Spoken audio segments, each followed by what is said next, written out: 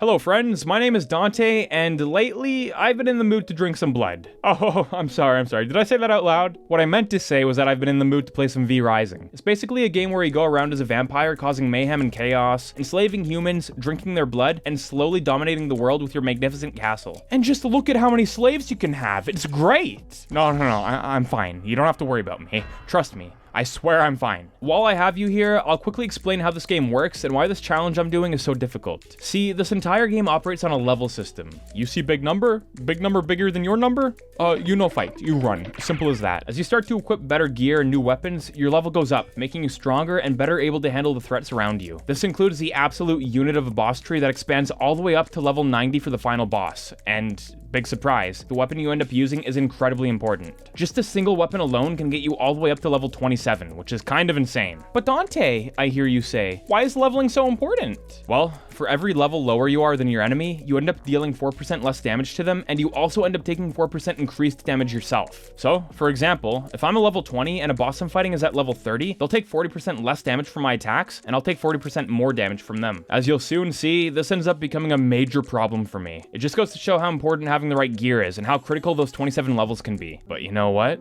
I don't need it. Equipping weapons, gaining high levels? Nah, man, I'm good on all that. So, can I get through V Rising, a game that heavily depends on you being the same level as the boss you're fighting to have even a sliver of a chance of victory with just my big meaty claws? Can I defeat all bosses on this totem pole of absolute hell while being at such a massive disadvantage? And will my spirit finally align with Count Dracula himself, unlocking the flow that's been inside of me since birth? My money long, my pockets deep. We straight gas and cutting straight to the bricks. Let's find out. Oh, and by the way, this video is actually sponsored by V Rising themselves. So if the gameplay and concept in general look cool to you guys, you can use my link in the description down below to pick up the game for yourselves. V Rising will be releasing on PS5 later this year, and if you're a fan of Castlevania like me, you'll be happy to hear that there's a Castlevania event going on right now where you can fight Simon Belmont. Alright, so hopping into my birth as a vampire, I emerged from my coffin as a fully grown woman, and wait a minute. Why does she look so familiar? Oh! Anyway, it seemed I was trapped in some kind of underground crypt, so wasting no time, I quickly got out of there and found myself in a haunted graveyard. It was the perfect testing grounds for my claw attacks, and let's just say, the results weren't very promising. Only 5 damage per swing? Oh, that's not good. As I tried to stop myself from hyperventilating at my inevitable doom, I decided that going for the main tasks would be a good use of my time. After all, doing the main tasks was the only way to unlock the ability to build your castle, assembling crucial workstations for better gear, and blood tracking for bosses. As long as I just focused on some main tasks now, I knew I could figure the rest out later. Except, I couldn't. Why? Well, to get to the next set of main tasks, I was required to slay 3 enemies with a bone sword, and when I saw that, my heart dropped. Oh, it couldn't be, right? I'd already failed? The challenge was already over? No, there had to be a way around it. Maybe defeating the enemies with my claws would count towards the counter. Okay, think, Dante, think. What am I missing here? What was the trick? Maybe I could just ignore the tasks and play the game without a castle. Wait, no, that wouldn't work. I needed the workbench and the tailoring station to craft a little tiddlywink of gear I was actually able to use in this challenge, like armor and rings. Otherwise, I'd turn into a cripple at just an enemy's touch. I'd already failed, so close to the start. Or did I? Well, actually, I found a loophole, boys. See, when you're fighting enemies in this game, you have the option to suck their blood when they get close to dying. This gives you a lot of different benefits and is a core mechanic of the game. And you know what the best part of it is? It actually doesn't matter what weapon you use to weaken the enemies to the point of being able to suck their blood. So, I did something despicable and dastardly. I beat the hell out of a random guy until I was able to suck his blood. Then I equipped the bone sword so the game thought I'd been hitting him with that the whole time. And after getting a mouthful of the guy's blood, my progress for the task was 1/3 of the way completed. It actually worked. I couldn't believe how smart I was. I repeated this process 2 more times, and boom, it was on to the next mission. This time, I was expected to use Shadow Bolt on an enemy, and although I wanted to avoid using attack magic in this run since it would kind of make the challenge too easy, I thought it'd be okay to hit some enemies with it because I wasn't actually using it to beat them. This continued on for a while. I made my way through that dark, desolate forest, finishing mission after mission, gaining my first suit of armor that pushed me to level 7, and finally, making it to the place I'd come to call home. The area I ended up choosing didn't have the most scenic of views, but it was stationed right next to a squad of merchants, so overall I was pretty happy with it. And so began the construction of my magnificent castle. It wasn't much. In fact, It was kind of depressing. It was basically just a little hovel where I had no choice but to curl up into a ball and sleep in the dirt when I got tired. But you know what? We all have to start somewhere. And I knew that eventually my hard work would pay off with a castle that made even Dracula himself jealous. Flip the whole brick into an empire. Stop playing with me. After the house was built, I went over to my backyard and set up a sawmill, a vermin nest, and a workbench. Using the workbench, I brought my level straight up to 11, fought a massive spider because I was feeling pretty confident, quickly found out that that was a bad idea, and I got out of there. Now that I'd gotten my bearings and was starting to understand how the world worked, I thought it was a great time to go for my first boss battle. The target in question was Alpha the White Wolf, a terrifying beast that roamed the countryside in search of small children to eat. It was my duty to take out such a creature. Not to protect the human children, of course, but because I was in competition with the wolf. I didn't need him lowering my supply of child blood, okay? As I journeyed through the dark woods, I made sure to slay any human who crossed my path. I had to make sure they realized that there was a new vampire in town and that I wasn't messing around. I even ended up stealing this deer some random poacher had hunted down. Did I feel bad that his family would most likely starve to death because of it? Hell no! I needed new armor, man. I'd take all the freebies I could get. Like I cared about human children. I came across the wolf shortly after stealing from that poacher, and our epic battle began. I didn't have any good magics or any tricks up my sleeve at all, so I just kind of went in there and started swinging at the guy. Sure, the wolf was 2 levels higher than me, but I had faith. Surely I could defeat some mangy mutt without breaking a sweat, right? Well, that's what I was thinking, until halfway through the fight when Alpha called on her boys to come and join the party. I couldn't believe how dishonorable she was, turning the fight into a 3v1 when I was already struggling. Still, I held my ground. I carefully watched and waited for my times to strike. I made sure to focus on her 2 boys before her, and then, a few moments later, the fight was back down to a 1v1. Not gonna lie, her boys had gotten some good bites out of me, but as long as I was careful with my next moves, I was confident I would win. Slash after slash, dodge after dodge, and Alpha was finally defeated. I guzzled that wolf's blood down with the unholy power of Badlands Chug Spirit, and when everything was said and done, my power levels were bursting through the roof. I gained the power of Wolf Transformation, allowing me to run around the map 60% faster. But it wasn't enough. I needed more. Next up was Keely the Frost Archer. So, I tracked her scent, found where she was hiding, and immediately began my attack. Somehow, Keely was even easier to defeat than the White Wolf. Not only did she have only 1 or 2 moves that were incredibly easy to dodge, but for some reason, a random bear came out of the woods and started slapping Keely around. I didn't know what the hell was happening. I mean, I didn't even know the guy. Why was he teaming up with me? I wasn't complaining, but damn dude, it was just surprising to me how good my luck was, you know? Usually it's pretty bad. Unfortunately, my little friend didn't last very long.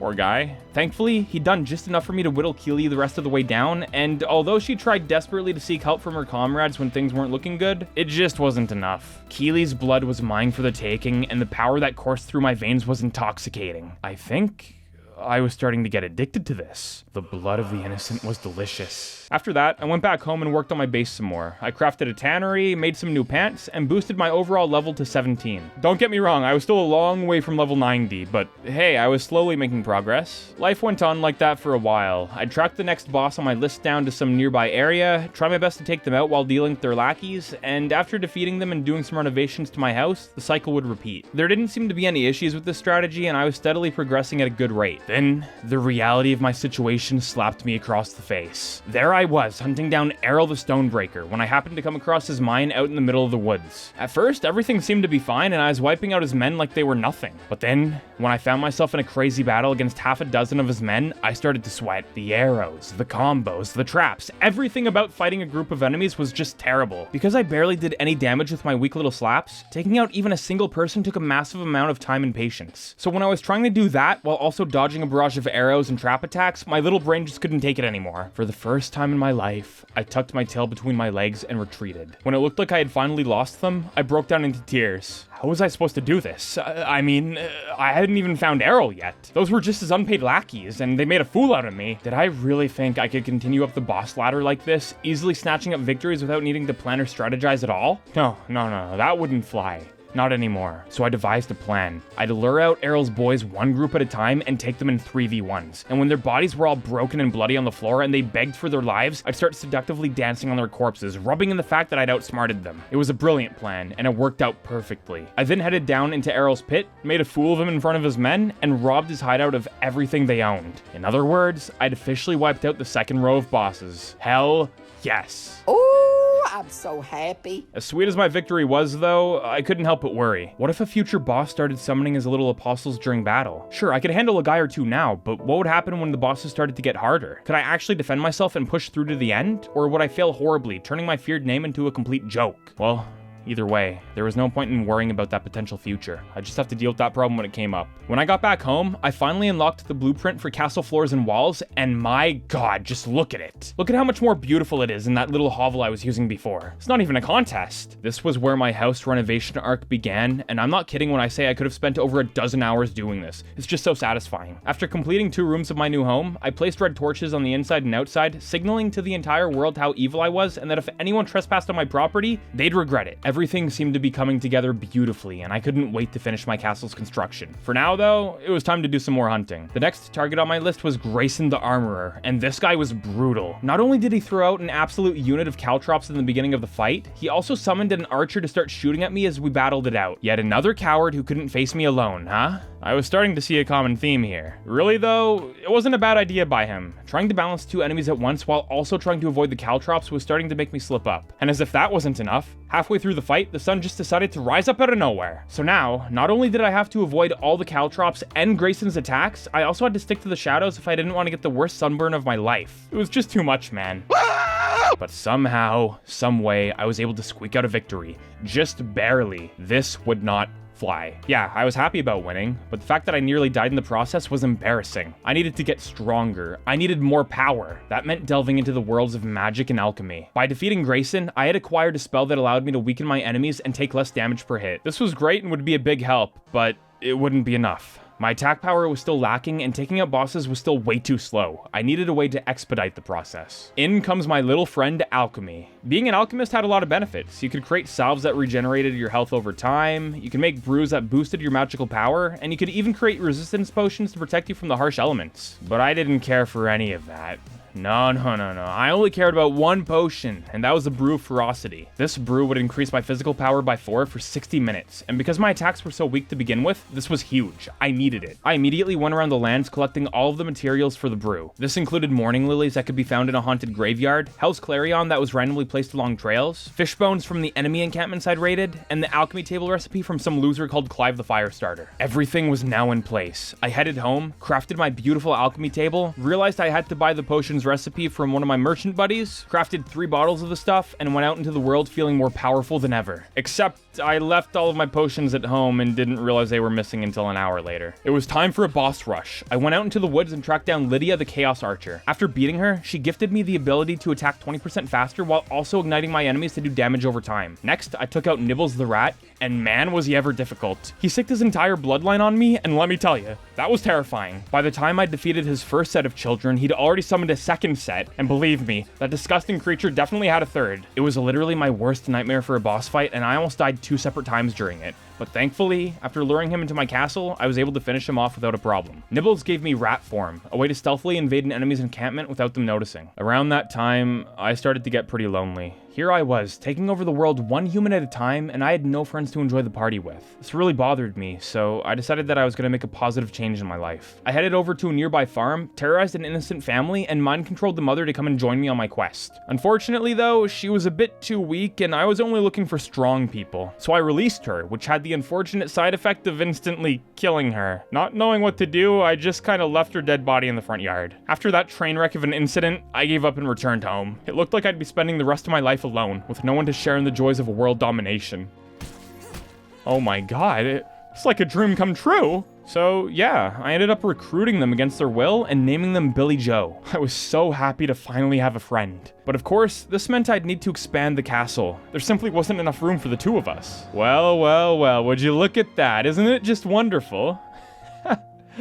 It seemed my evil lair was coming along nicely. I had only 5 bosses left before the end of Act 1. So, wasting no time, I went out to fight Finn the Fisherman. And I'm not exaggerating when I say I got completely crushed. This fight was brutal. Even with my Brew of Ferocity, even with my new magics that improved my damage output, Nothing could prepare me for the little tricks Finn pulled during the battle, which was summoning way too many of his buddies. I mean, look at this. Oh my god. How are you kidding? Are you kidding me, man? Sea monsters, piranhas, and little spiky bloobly boys. What the hell, man? I wasn't even able to beat his boys back before he'd spawned more in. It was just way too overwhelming.